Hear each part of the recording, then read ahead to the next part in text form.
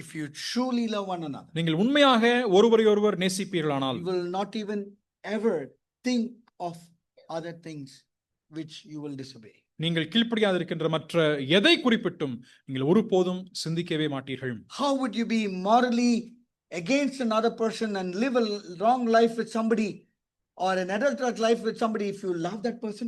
ஒரு நபரை நீங்கள் உண்மையாக நேசிக்கின்ற முறையிலே அந்த நபருக்கு எதிராக இருந்து கொண்டு அது விபச்சாரமான முறையிலோ அல்லது சன்மார்க்க ரீதியிலே தவறான முறையில் ஈடுபட்டு எப்படி நீங்கள் நேசிக்க முடியும்?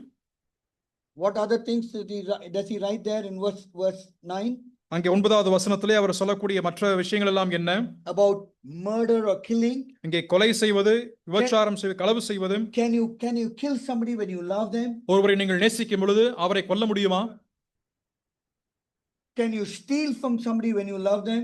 ஒருவரை நீங்கள் நேசிக்கும் போது அவரிடமிருந்து களவாட முடியுமா? When you love somebody, would you bear false witness to put